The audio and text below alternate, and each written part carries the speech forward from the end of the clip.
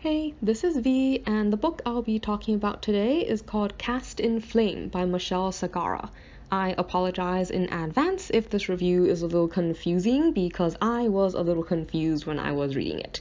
The main character is called Kaylin, and she is what is referred to as a hawk. So the hawks are essentially this world's version of policemen. It sounds like they investigate crimes and also do some patrols in order to deter crimes, like in different areas. They are one branch of the halls of law.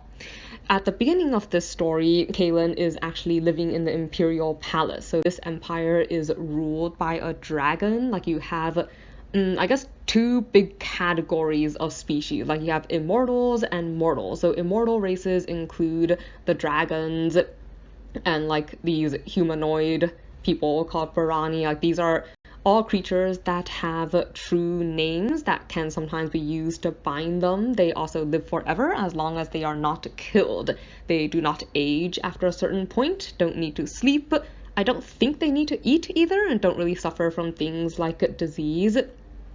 And frankly, I guess a lot of them are, well, the Barani anyway are kind of snobby, arrogant, and annoying. But anyways, so Kaylin is originally living in the palace because she's close friends with the Empire's only female dragon, Belasteo. Like because of a lot of wars and conflict in the past, Belasteo is not only the only female dragon in the Empire, she's actually currently the only female dragon in their entire world, and it makes her a really important person. Unfortunately, this makes Kaylin's life kind of complicated because that means she's responsible for a really important person, and she's like constantly worrying about incurring the wrath of the emperor if something should happen to Belasteo. But Kaylin wants to move out of the palace because she doesn't feel at home there. Like she comes from a much poorer background, and living in the palace makes her feel like she isn't really able to be herself. But at the same time, if she wants to move out, Belasteo wants to go with her, and this causes problems because there are issues of like safety and like whether or not the emperor and his court feel like the accommodations are suitable for housing Belasteo. So this is, I guess, essentially the main premise of the book is that Kaylin is looking for a new place to live, but there are a lot of, like I said, complications. First, there's the matter of Belasteo going with her. Then there's also the matter of a group of newcomers to the city who, it sounds like are friends with one of Kaylin's friends, only they were locked out of time or something for a couple of centuries and came back a little different from what they used to be.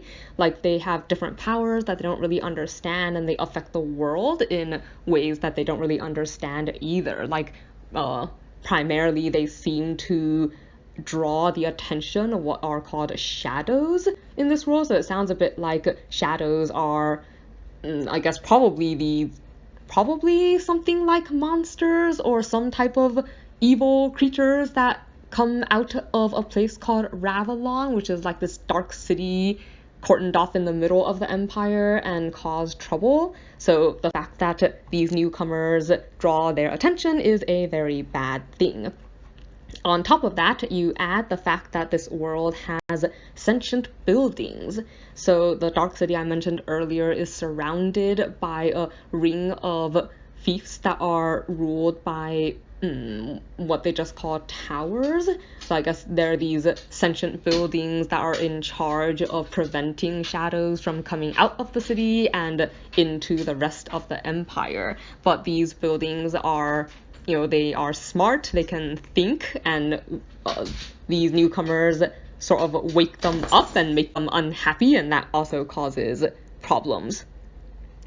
So this is very much in the middle of a long series type of book. Like it references a lot of major sounding previous events, but doesn't really give a lot of detail on any of them. I don't really think that's a problem because none of the previous major events have like a huge bearing on the main plot of this book, but I do think sometimes it could get a little bit disconcerting because it would mention things like, oh, Belasteo was a sword for a little while, and then it just stops there, and I'm thinking, what? Like, what are you talking about? What happened there? Like, there are a lot of things where because it seems to make the assumption that you've probably read it, it doesn't give even like a rudimentary summary.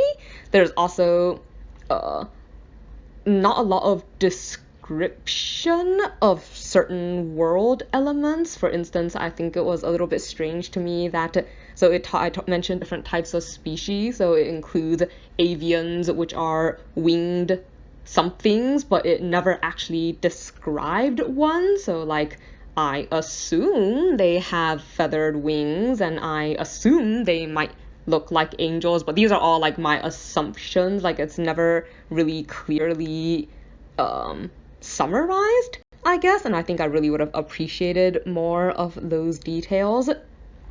This book also has a tendency to have a lot of very in-depth thought. Like, it likes to describe Kaylin's thinking process in sometimes slightly excruciating detail. But I think it probably works out because it helps you understand how some of their magic works. And it's especially important, I suppose, because for her, like, they call her just the chosen. Like, she has these runes on her skin that she can sometimes use to do stuff. But yeah, don't ask me what it means to be chosen or whatever, because it doesn't explain. I'm not actually even sure that or it sounds like she doesn't know herself, and actually most of the other characters don't know, and for some reason nobody ever really asks or explains it, even though I think some people might have more information. Something I liked was, I think, I'm been kind of in the mood for slightly more serious stories that are written in a way that doesn't make the story feel overly serious. So like, I appreciated the type of humor that it had, and although it did have a lot of slightly annoying characters, it also had a lot of, more very lively characters that eventually seem less annoying in the long run. And I feel like the sentient buildings aspect was especially interesting to me. Like, it's something that's more unique to this world that I found kind of intriguing. Like, I would love to live in a house that actually cared about me and could rearrange itself to suit my like preferences and stuff. Like, that kind of aspect was very cool. So I will probably be reading more books in this series.